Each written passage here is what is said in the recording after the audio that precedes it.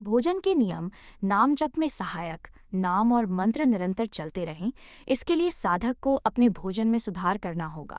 भोजन से रस बनता है और वही रस शरीर और प्राणों को पोषण देकर मन का निर्माण करता है। जैसा अन्न वैसा मन। जो लोग अशुद्ध और निषिद्ध भोजन करते रहते हैं उनका मन मलिन हो जाता है और उनसे भजन नहीं हो पाता। जब हम अपवित्र भोजन करते हैं तो चित्त में मल और विक्षेप उत्पन्न हो जाता है। तब चित्त गंदी बातें, पुरानी बातें और शत्रुता की बातें पकड़ता है, मंत्र या नाम को नहीं पकड़ता। लेकिन यदि भोजन पवित्र हो तो चित्त विक्षेप छोड़कर नाम और मंत्र को पकड़ता है और उसी का चिंतन करता है। अन्न का सबसे बड़ा प्रभाव भजन पर ही पड़ता है। भंडारा या दान का अन्न खाने से बचें। यदि आप गृहस्थ हैं तो केवल धर्मपूर्वक कमाए गए धन से ही अपना उदर पोषण करें। ये उचित नहीं कि रास्ते में कोई भंडारा चल रहा हो और आप सोचें कि हम भी ग्रहण कर लें। गृहस्थ का धर्म है कि वह दूसरों के दान पर न जिए। यदि आप किसी भंडारे में भोजन कर भी रहे हैं तो उसका मूल्य आंकिए। यदि 100 रुपये का भोजन मिला है तो 101 रुपये वहां भेंट करके श्रद्धापूर्वक प्रणाम कर लीजिए। गृहस्थ के लिए ये उचित नहीं कि वो मुफ्त में भोजन लेकर प्रसन्न हो। मुफ्त में मिला भोजन आपके पुण्य को नष्ट कर देगा और नाम जप में विक्षेप बढ़ा देगा। किसी से भी मुफ्त में भोजन या पानी न लें। यदि लेना ही है तो उसका यथोचित मूल्य भेंट करें और उसे केवल पवित्र स्थान से ही प्राप्त करें। धर्मपूर्वक तरीके से कमाए गए धन से ही अन्न लें। गृहस्थ का धन न्यायपूर्वक तरीके से कमाया जाना चाहिए, तभी उसकी भक्ति टिकेगी, तभी उसका भजन सफल होगा। जो धन अन्याय, बेईमानी, चोरी या छल कपट से कमाया गया है उससे प्राप्त अन्न मूल से ही अशुद्ध होता है और उससे भजन नहीं हो सकता। चाहे वो कितनी भी कोशिश करे उसका चित्त स्थिर नहीं होगा और भजन में सफलता नहीं मिलेगी। यदि किसी व्यक्ति का भोजन अपवित्र और गंदी कमाई से प्राप्त है तो वो भजन की बात सोचे ही नहीं, क्योंकि भोजन ही चित्त का निर्माण करता है और चित्त ही मंत्र या नाम को पकड़ता है। जो अन्यायपूर्वक धन एकत्र करता है वो भजन कर ही नहीं सकता, चाहे उसके हाथ में माला हो, लेकिन मन संसार में डूबा रहेगा। संयमित भोजन और दिनचर्या। यदि भजन करना है तो भोजन आधा पेट करें। जब भजन में मन लगने लगेगा तो भोजन में स्वाभाविक रूप से रुचि कम हो जाएगी, और यदि आहार को दबा दबा कर आवश्यकता से अधिक करते रहेंगे तो भजन कैसे होगा। भोजन की एक संतुलित दिनचर्या जीवन भर के लिए निश्चित होनी चाहिए। जो अन्न शाम को बनाया गया हो उसे अगले दिन सुबह नहीं ग्रहण करना चाहिए। रात्रि में बना हुआ भोजन बासी कहलाता है और साधक के लिए ये अशुद्ध माना गया है। इसी प्रकार ऐसा भोजन जिसमें बाल गिर गया हो या जिसमें मक्खी गिर गई हो या जो किसी भी प्रकार से अपवित्र हो गया हो उसका त्याग कर देना चाहिए। भोजन के इन 3 दोषों से बचें। भोजन में 3 प्रकार के दोष माने गए हैं: जाति दोष, आश्रय दोष और निमित्त दोष। भोजन में जाति दोष।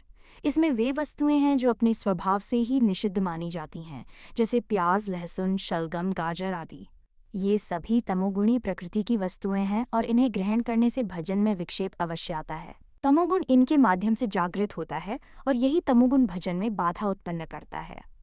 यद्यपि इनकी उत्पत्ति की प्रक्रिया भूमि से होती है, जैसे आलू की, और वो भूमि भी पवित्र ही होती है, फिर भी इनका स्वभाव भजन के लिए उपयुक्त नहीं है। ये वस्तुएं हमारी बुद्धि और चित्त को मलिन करती हैं, जिससे भजन में मन नहीं लगता। इसी कारण संतों ने इनका त्याग करने की सलाह दी है। ये नहीं कहा गया कि प्याज लहसुन खाना कोई पाप है, परंतु ये अवश्य कहा गया है कि इनके सेवन से भजन सिद्ध नहीं होगा। भजन शुद्ध और गहराई वाला तभी बनेगा जब आहार सात्विक और निर्मल होगा। ये तमोगुणी वस्तुएं भले ही मांस, मदिरा जैसी अत्यंत न मानी जाएं, परंतु ये भी मन को अपवित्र करने में सहायक होती हैं। इसलिए संतों ने इनका त्याग भजन की उन्नति के लिए आवश्यक बताया है। भोजन में आश्रय दोष। भोजन का दूसरा दोष है आश्रय दोष। इसका अर्थ है भोजन स्वयं भले ही पवित्र हो, परंतु जिस स्थान, पात्र या व्यक्ति के माध्यम से वो बना या रखा गया है वो अपवित्र है, तो वो भोजन भी दोषपूर्ण हो जाता है। उदाहरण के लिए मान लीजिए किसी रसोई में बड़ी श्रद्धा से पूरी खीर जैसी सात्विक वस्तुएं बनाई गईं, लेकिन उसी रसोई में पूर्व में मांस पकाया गया हो, वही चूल्हा, वही पात्र और वही रसोईया हो, तो ये आश्रय दोष कहलाएगा। ऐसे भोजन को ग्रहण करने से आपकी बुद्धि मलिन हो जाएगी और भजन में मन नहीं लगेगा। जैसे मांसाहार करने से व्यक्ति की बुद्धि भ्रष्ट होकर उसे अधोगति की ओर ले जाती है, वैसे ही उस रसोई में बना सात्विक भोजन भी आश्रय दोष के कारण मन को अपवित्र कर देता है। एक और उदाहरण, यदि शराब की बोतल में गंगा जल भर दिया जाए तो वो जल आचमन योग्य नहीं रहेगा।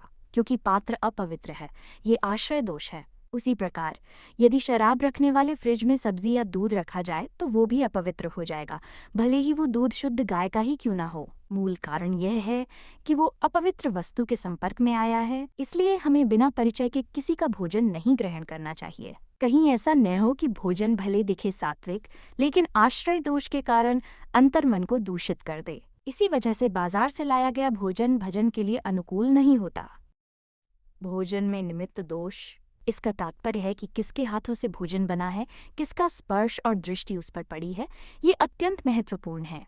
हमारे लिए अस्पृश्य कौन है? जो वैष्णव नहीं है, जो भजन से विमुख है, जिसका आहार विहार अपवित्र है, उसका स्पर्श किया हुआ भोजन साधक को नहीं ग्रहण करना चाहिए। यदि कोई चांडाल भी है लेकिन कंठी तिलक धारण किए हुए है, हरिनाम जप रहा है और भजन में रत है, तो हम उसके साथ बैठकर भोजन कर सकते हैं। परंतु यदि कोई पंडित है परंतु भगवत विमुख है, उसका आचरण भ्रष्ट है, तो उसकी संगति और उसका भोजन दोनों से बचना चाहिए। साधक को यहाँ तक ध्यान रखना चाहिए कि ऐसे भगवत विमुख व्यक्तियों की दृष्टि भी भोजन पर न पड़े। जैसे ठाकुर जी को भोग लगाते समय हम भोजन को ढककर लाते हैं, वैसे ही ध्यान रखें कि आपके भोजन पर अपवित्र दृष्टियां न पड़ें। यदि किसी कारणवश भोजन लेकर जाना हो तो उसे ढक कर ले जाएं, ताकि अपवित्र दृष्टि का भी दोष न लगे। इस प्रकार साधक को इन तीनों दोषों से रहित भोजन ही ग्रहण करना चाहिए: जाति दोष, आश्रय दोष और निमित्त दोष। बाजार की बनी वस्तुएं यदि आप सच में भजन करना चाहते हैं तो त्याग दें।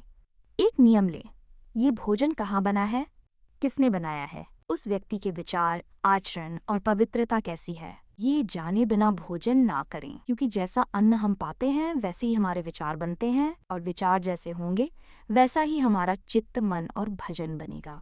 भोजन करते समय आपके विचार अत्यंत महत्वपूर्ण है। भोजन करते समय आपका चिंतन कहाँ है, ये अत्यंत महत्वपूर्ण है। भोजन करते समय न तो भोजन में मन लगना चाहिए, न किसी व्यक्ति, वस्तु या स्थान के चिंतन में। यदि आप किसी व्यक्ति का स्मरण करते हुए भोजन कर रहे हैं तो उस व्यक्ति के स्वभाव और गुण आपके ऊपर प्रभाव डालेंगे। यदि वो व्यक्ति अशांत, क्रोधित या विषयों में रत है तो उसका वही स्वभाव आपके चित्त में प्रवेश कर जाएगा और आप 24 घंटे उसी के गुणों से ग्रसित रहेंगे। आपका चित्त बार बार वहीं जाएगा और ये भजन में भारी बाधा बन जाएगा। यदि भोजन करते समय आप किसी स्त्री का गलत भाव से चिंतन करेंगे तो आपका नाम या मंत्र जप सिद्ध नहीं होगा। परंतु यदि आप भोजन करते समय भगवान या किसी संत, महापुरुष या गुरुदेव का स्मरण करते हैं तो उनकी भगवदीय ऊर्जा आपके भीतर प्रवेश करेगी। 24 घंटे तक उनका प्रभाव बना रहेगा और आपका भजन बढ़ेगा, मन स्थिर होगा, चित्त निर्मल रहेगा। इसलिए उपासक को चाहिए कि भोजन करते समय अपने चिंतन को अत्यंत सावधानी पूर्वक प्रभु में या किसी सिद्ध महापुरुष में स्थिर करे। इसका सबसे आसान उपाय है कि अंदर ही अंदर नाम जप करते हुए भोजन करें। प्रभु को भोग लगाकर ही खाएं। आचमन के नियम: कभी भी झूठे मुंह नहीं रहना चाहिए। कुछ भी खाने के बाद 3 बार कुल्ला करें और हाथ धोएं। यह करते समय 3 बार राधा वल्लभ श्री हरिवंश जपें। अपने इष्ट देव की पूजा करके ही अन्न को प्रसाद रूप में ग्रहण करना चाहिए। पहले भगवान को भोग लगाएं, फिर प्रसाद पाएं।